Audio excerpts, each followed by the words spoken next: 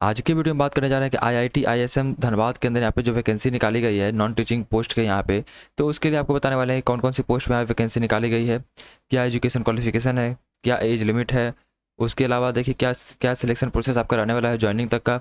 ये सारी जानकारी हम आपको देने वाले हैं, तो आप सभी संरोधों की वीडियो को पूरा देखें।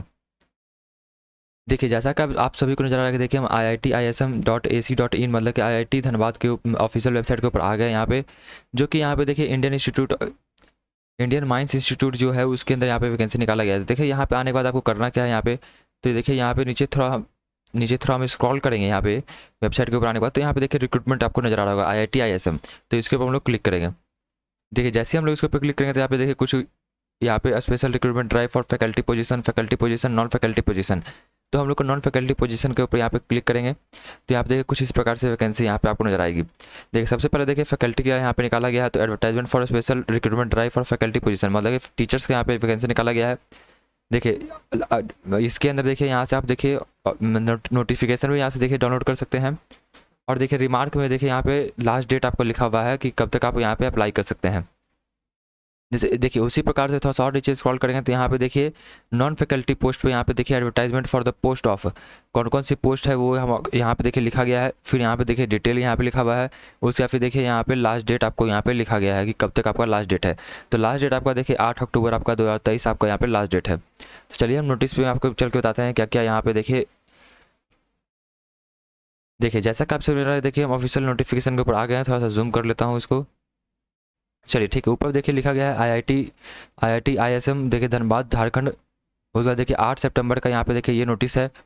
एडवर्टाइजमेंट के अंदर देखिए क्या लिखा गया है, Indian institute of technology Indian school of mines Dhanbad के अंदर यहाँ पे देखिए स्टेबिलिटी जो किया है 1926 में किया गया था, हैज़ 17 फुल फ्लैश डिपार्टमेंट। इसके अंदर टोटल 17 डिपार्टमेंट है, जिसके अंदर अंडर ग्रेजुएट पोस्ट ग्रेजुएट उसका फिर डॉक्टरल का कोर्स के यहाँ पे करवाया जाता है, जो कि प्योरली मतलब कि देखिए कौन कौन से ब्रांचेस में इंजीनियरिंग और प्योर एंड अप्लाइड साइंसेस और मैनेजमेंट और ह्यूमैनिटीज़ एंड सोशल साइंस के अंदर यहाँ पे आपको करवाया जाता है कोर्सेज।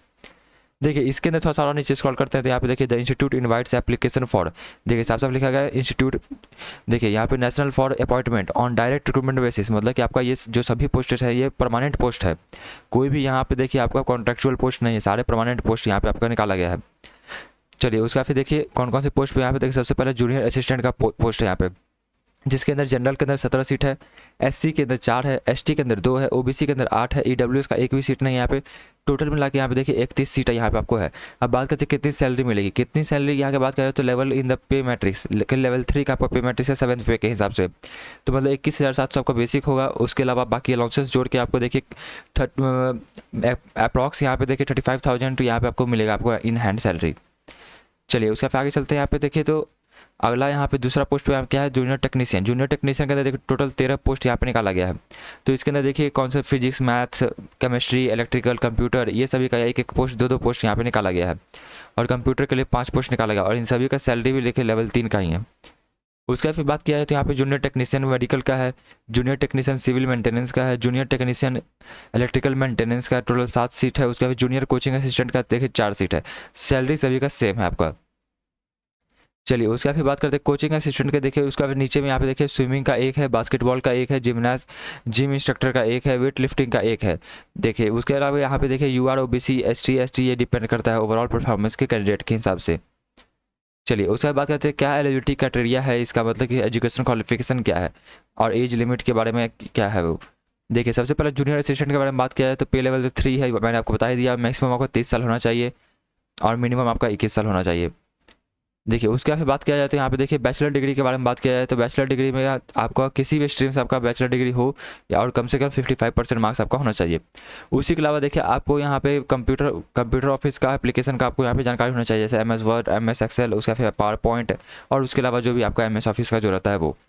उसके अलावा देखिए आपको टाइपिंग स्पीड कितना 25 वर्ड पर मिनट आपको इंग्लिश के अंदर चाहिए या 20 पर वर्ड मिनट हिंदी के अंदर चाहिए कंप्यूटर के अंदर आपको।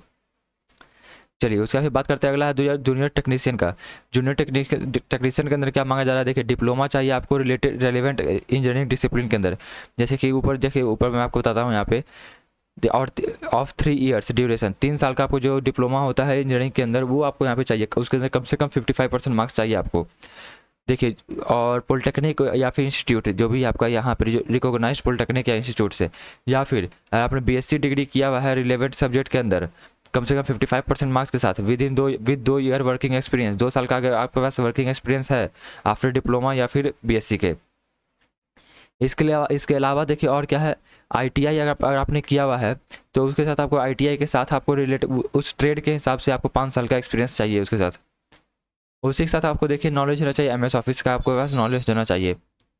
अब बात करते हैं देखिए रिलेवेंट ट्रेड ब्रांच, कौन कौन से ब्रांच के अंदर क्या डिग्री चाहिए। देखिए फिजिक्स का यहाँ पे बात किया जाए तो बीएससी डिग्री चाहिए फिजिक्स के अंदर कम से कम 55% मार्क्स के साथ। मैथमेटिक्स के अंदर बीएससी डिग्री चाहिए, मैथमेटिक्स का आपको यहाँ पे 55% मार्क्स के साथ। केमिस्ट्री का भी चाहिए, देखिए बीएससी डिग्री चाहिए आपको केमिस्ट्री के अंदर कम से कम 55% मार्क्स के साथ। उसके अलावा बात किया जाए तो यहाँ पे देखिए इलेक्ट्रिकल है, इलेक्ट्रिकल के अंदर देखिए बात किया जाए तो यहाँ पे डिप्लोमा इन इलेक्ट्रिकल इंजीनियरिंग या फिर आईटीआई चाहिए आपको यहाँ पे उस ट्रेड के अंदर। उसके बाद कंप्यूटर के अंदर देखिए बीएससी आईटी बीएससीए किया हुआ है, अगर आपने डिप्लोमा किया हुआ है कंप्यूटर साइंस इंजीनियरिंग के अंदर या फिर आईटीआई किया हुआ है उस ट्रेड के अंदर, तो आप यहाँ पे अप्लाई कर सकते हैं। उसके बाद देखिए जूनियर टेक्नीशियन का यहाँ बात किया जाए तो जूनियर टेक्नीशियन के अंदर बात किया जाए मेडिकल का यहाँ पे तो क्लास 10th के साथ आपको 3 साल का डिप्लोमा चाहिए आपको कम से कम 55% मार्क्स के साथ। किसके अंदर, फार्मेसी के साथ या फिर नर्सिंग या फिर फिजियोथेरेपी या फिर 10th+2 के साथ 2 साल का डिप्लोमा चाहिए आपको फार्मेसी के अंदर या फिर नर्सिंग के अंदर या फिर फिजियोथेरेपी के अंदर, ये आपका है। देखिए उसका फिर जूनियर टेक्नीशियन सिविल मेंटेनेंस के अंदर क्या है, डिप्लोमा चाहिए आपको सिविल इंजीनियरिंग के साथ 3 साल का ड्यूरेशन आपको चाहिए जो आपका पॉलिटेक्निक और इंस्टीट्यूट के अंदर है वो। उसके बाद आपको 5 साल का देखिए रेलिवेंट एक्सपीरियंस चाहिए रेलिवेंट वर्क के अंदर। उसके बाद देखिए उसके बाद आपको कंप्यूटर का यहाँ पे नॉलेज होना चाहिए।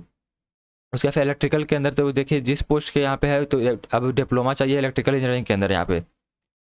चलिए उसका फिर यहाँ बात करते हैं जूनियर कोचिंग असिस्टेंट यहाँ पे जो है जिसके अंदर स्विमिंग बास्केटबॉल वेट लिफ्टिंग यहाँ पे जो है उसके बारे में बात किया जाए तो आपको ग्रेजुएशन चाहिए आपको किसी सब्जेक्ट के साथ, उसी के साथ आपको डिप्लोमा इन कोचिंग चाहिए आपको 55% मार्क्स के साथ फ्रॉम SAI या फिर NS या फिर NIS और other from of recognise institute. देखिए उसका फिर फॉर इंटरनेशनल स्पोर्ट्स पर्सन के लिए देखिए क्लास 12 चाहिए आपको, उसका डिप्लोमा कोचिंग चाहिए आपको 55% मार्क्स के साथ फ्रॉम SAI NS या फिर NIS।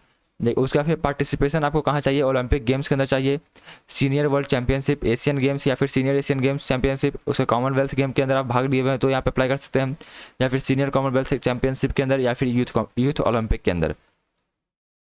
देखिए उसका फिर यहाँ पे देखिए junior coaching assistant gym instructor के बारे में बात किया जाए तो आप अगर आपने बीपेड किया हुआ है तो आप 55% मार्क्स तो यहाँ पे अप्लाई कर सकते हैं आप। देखिए उसका फिर आगे चलते हैं और जो इंपॉर्टेंट पॉइंट है मैं आपको बताता हूँ यहाँ पे। देखिए यहाँ पे तो ये देखिए अब बात करते हैं यहाँ पे कि ऑन लास्ट डेट कब तक है आपका फॉर्म फिलअप का, तो लास्ट डेट आपका देखिए 8 अक्टूबर यहाँ पे देखिए लास्ट डेट आपका फॉर्म फिलअप करने का है। तो मैं अपने अगली वीडियो में आपको बताने वाला हूँ कि देखिए स्टेप बाय स्टेप कैसे आपको फॉर्म को फिलअप करना है ताकि आपसे कोई गलती ना हो जाए। देखिए अगर आपको देखिए इन्फॉर्मेशन अच्छा लगे लाइक करें सब्सक्राइब करें ज़्यादा शेयर करें। चलते मिलते हैं अपनी अगली वीडियो में।